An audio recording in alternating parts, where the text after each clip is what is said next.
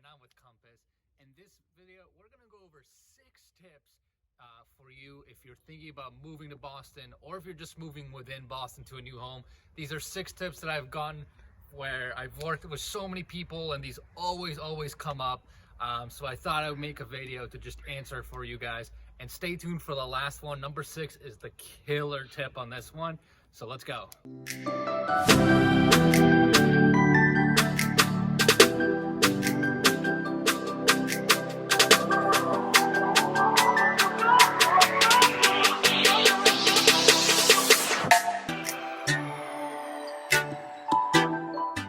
All right, so let's get into today's content.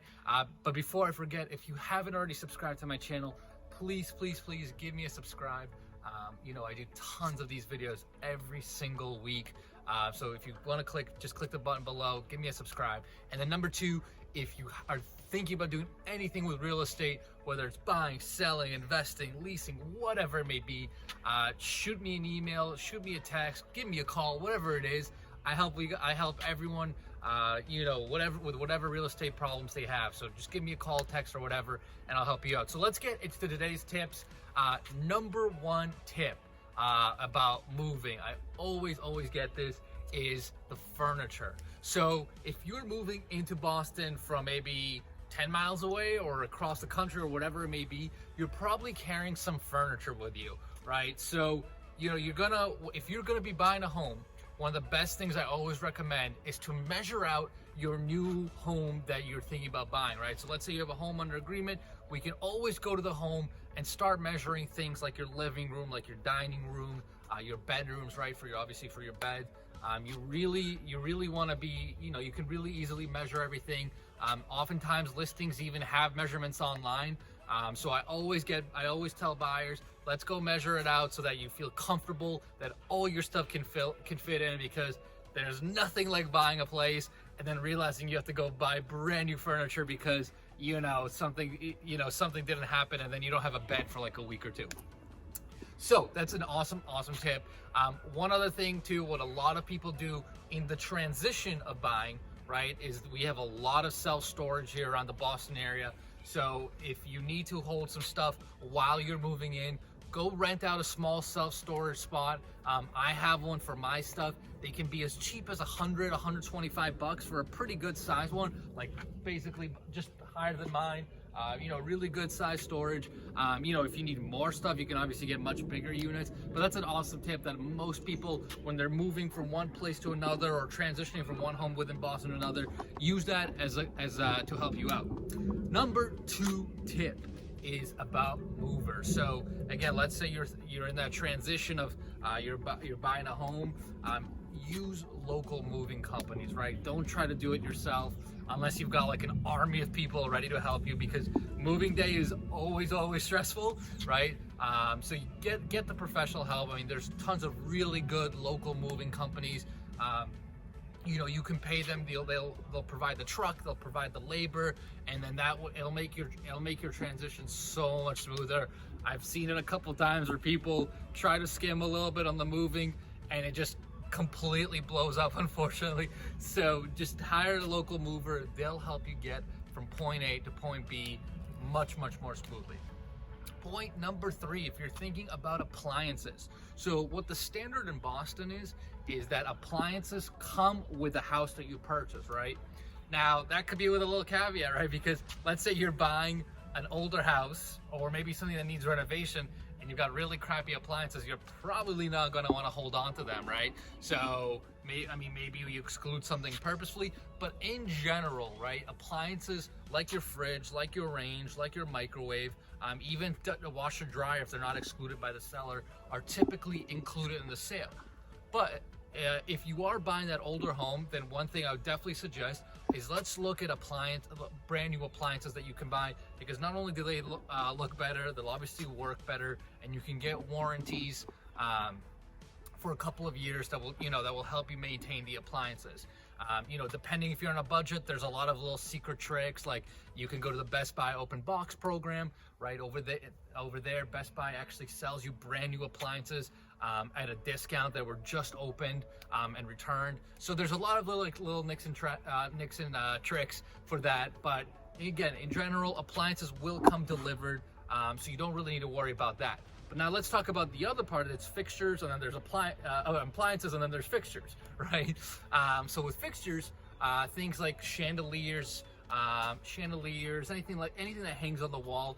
If you have something specific that you wanted the seller to keep in the unit that you're buying or in the home that you're buying, you have to specify that, right? Because a lot of these things,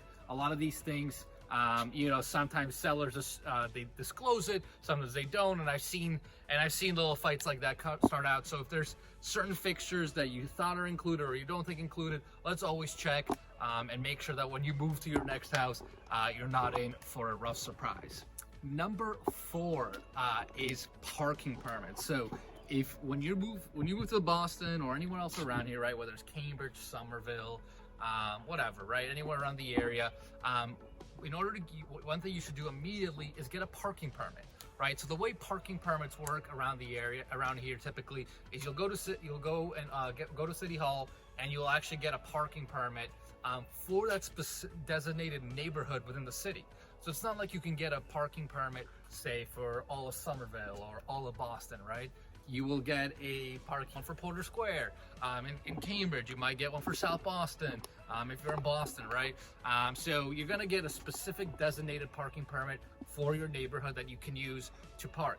Now, I would do this even if you have off-street parking, just because, if you have friends that stay over, friends, family, and they want to sleep over, it's always really convenient to have a parking permit that you can give them so that they can park on the street overnight and not be too worried. Now, one quick caveat about this is you got to be careful. There's a couple cities around the area that are a little trickier, like Newton and Brookline come to mind in particular, they do have some restrictions about overnight parking. So just be careful about that. If you're buying in specific areas, you just want to make sure that you understand what the restrictions are. Number 5, is transitional housing, right? So let's say you're making the move from out of state, or you're further out, maybe 20-30 miles out of Boston, and you need some transitional housing before you go buy something. There's a decent amount of options out there to kind of help you with that. So you can do short-term housing, right? And that could be options like Airbnb. So you can just go on Airbnb.com, find a couple of rooms that look good, or units. That's one great option.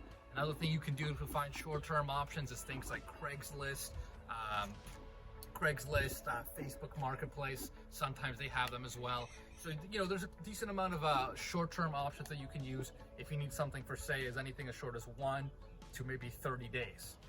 If you're gonna look for something that's a little longer of a transition, right? Let's say you want to just settle down somewhere for like a couple months, half a year or a year before trying to buy something.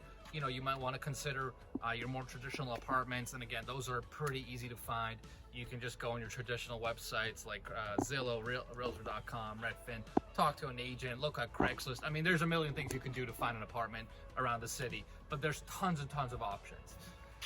So that's number 5. And then number 6, the final one, I told you to stay for it, is you gotta contact me and Taylor, because we will help you make the transition way smoother. I mean, there are so many things that that you got to coordinate from start to finish, especially when you're coming in from outside of Boston, and trying to find a place. And even sometimes even when you're moving within the city from one place to another, it can be a lot of things to juggle and a lot of things to manage. So contact us. We'll make sure your experience is as smooth as possible. We'll get the job done from A to Z, and then that way you can have a smooth move till the end. So hopefully that helps, guys. Let me know if you have any questions below.